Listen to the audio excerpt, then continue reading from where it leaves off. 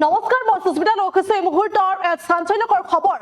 এক চাঞ্চল্যকৰ ঘটনা সংঘটিত হৈছে এক লোমহৰ্ষক হত্যাকাণ্ড সংঘটিত হৈছে কিয়নো এবাৰ এজন ছাত্ৰীৰ উৰ্ধৰ এজন ব্যক্তিক মৰিয়াই হত্যা কৰিছে আত্মীয় কিয়নো বেয়া কথা কৈছিল আৰু বেয়া কথা কোৱাৰ বাবে আচলতে ছাত্ৰীৰ উৰ্ধৰ এজন ব্যক্তিক মৰিয়াই যি জোৱাই আৰু পত্নীয়ে হত্যা কৰিছে আৰু গোলাঘাটৰ নেপালী বস্তিত এই চাঞ্চল্যকৰ হত্যাকাণ্ড সংঘটিত হৈছে আৰু আমি সবিস্তাৰে এই খবৰ লৈ গৈছো আৰু এক লোমহৰ্ষক হত্যাকাণ্ড সংঘটিত হৈছে এবাৰ বেয়া কথা কোৱাৰ বাবে অগ্ৰহণযোগ্য কথা কোৱাৰ বাবে এবাৰ ছাত্ৰীৰ উৰ্ধৰ এজন ব্যক্তিক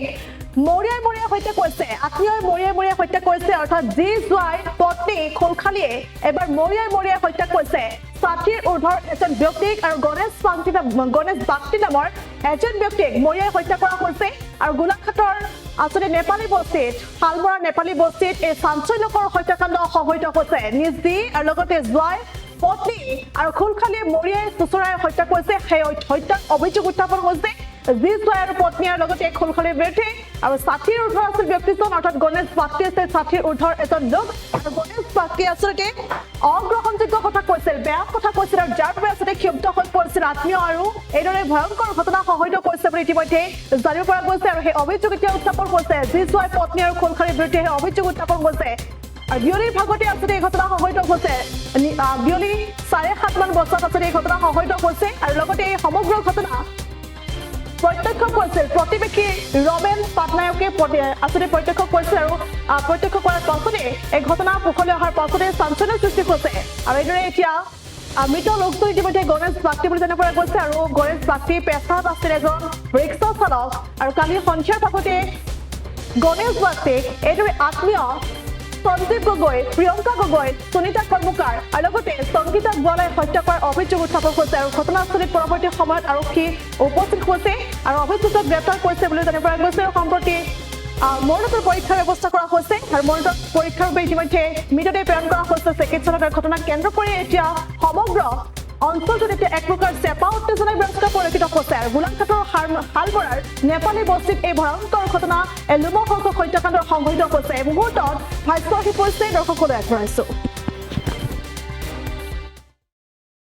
ঘটনাটো কাইলৈ মই গাঁৱৰ পৰা আহি পিনি দেখিছোঁ মানুহটোক মাৰপিট কৰি আছিলে কোন মানে তেখেতৰ নামটো ইয়াৰ নামটো গণেশ বাগটি আৰু যোনে মাৰিছিলে তাৰ নামটো হৈ গ'ল সঞ্জীৱ গগৈ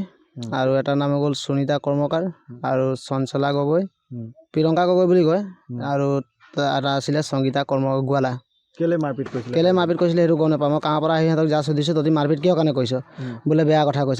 কৈছে মানুহটোক তেনেকৈ কেলে মাৰিব লাগে তেনেকৈ ক'লে তাৰপৰা আমাৰ ভাইটিয়ে ৰছী দি এনেকৈ হাতটো বান্ধি থৈছিলে ভাইটিয়ে খোলাখুলি কৰি দিলে মই এৰাব যোৱা নাই কাজিয়া মই ধৰা কৰা নাই ভাইটিয়ে গৈ এৰাৰি কৰি দিলে এৰাৰি কৰাৰ পিছত শুৱাই থ'লে মানুহটোক শুৱাই থোৱাৰ পিছত ৰাতি আকৌ মাৰপিট কৰিছে কোনে এই চাৰিজনে ক'ত আছে চাৰিজন থানাত আছে চাৰিজন তাৰ ছোৱালী আছে খোলখালি আছে মাইকী মানুহ আছে আৰু জোঁৱাইক এখেতৰ কি নাম বুলি ক'লে গণেশ বাগটি কিমান বয়স হ'ব 60 মান হ'ব 60 কোন জেগা এইটো এইটো হালমৰা ধনচুৰি পাৰ নেপালী বস্তি থানালৈ গ'ল থাকি কিন্তু থানা দেখিছিলোঁ আমি কিমান মান বজাত হ'ব ৰাতি 7:30 7মান বজাত হ'ব মই গাঁৱৰ পৰা আহিছোঁ জাষ্ট ৰিক্সা বন্ধ কৰি তুমি কোন হয় তেখেতৰ মই খোলখালি হয় নামটো কি তোমাৰ ৰোমান পাটনায়ক ৰাতিপুৱা কেনেকৈ গম পালা যে মৃত্যু ৰাতিপুৱা মৃত্যুৰ মানে এটা পোৱালি সিহঁতৰ ঘৰত সিহঁতি ৰাতিয়ে পলাই দিলে মাৰি পিটি মৰাই পিনে পলাই দিলে সিহঁতি ক'ত আছে সেইটো গম নাপাওঁ ৰাতিপুৱা সিহঁতৰ ঘৰত পোৱালি এটা আহিছিলে আমাৰ ভাইটিৰ খোলখালিলৈ আহিছিলে পানী বিচাৰি আছিলে মানুহটোক পানী বিচাৰি মানুহটো উঠা নাই না চুই চালে চাগে ঠাণ্ডা হৈ আছে পূৰা টাইট হৈ আছে ই কৈছে বোলে মানুহটো বোলে মৰি গ'ল চাগে টাইট হৈ আছে বোলে পানী বিচাৰিছোঁ নাই দিয়া বোলে তেনেকৈ কৈছে তেতিয়া মই গৈ পিনে চাইছোঁ সঁচাকৈ মানুহটো মৰি আছে মই গৈছোঁ ৰাতিপুৱা পুলিচক খবৰ লগালগ দিছোঁ ৰাতিপুৱা সিহঁতি থানাত আছে চাৰিজনে আছে তেখেতলোকে মৰাটো হয় তেখেতলোকে মানে স্বীকাৰ কৰিছে নাই সেইটো গম পোৱা নাই এতিয়ালৈকে মই থানালৈ যোৱা নাই থানাত গ'লেহে গম পাম তুমি যিটো জানা মই যোনটো জানো সেইটো মই কৈ দিছোঁ কিহে মাৰপিট কৰিছিলে এই ইয়াত লাখৰ ডোখৰ আছে সেইটো পেলাই থোৱা আছে আৰু ৰছীডাল দি বান্ধি থোৱা আছে ৰছীটো তাতে আছে আৰু জোঁৱাইকে গোৰ মাৰিছে এইডোখৰ পৰা ডাইৰেক্ট মই চাইছোঁ এনেকৈ বুকুৰ গোৰ মাৰিছে মানুহটোৱে তালৈকে পৰি গৈছেগৈ ঠেকাই গৈছে জোঁৱাই জীয়েক খোলখালি ঘৈণীয়েক যিকোনো খবৰৰ বাবে যোগাযোগ কৰক 7099017330 লগতে 7099017110 নম্বৰত।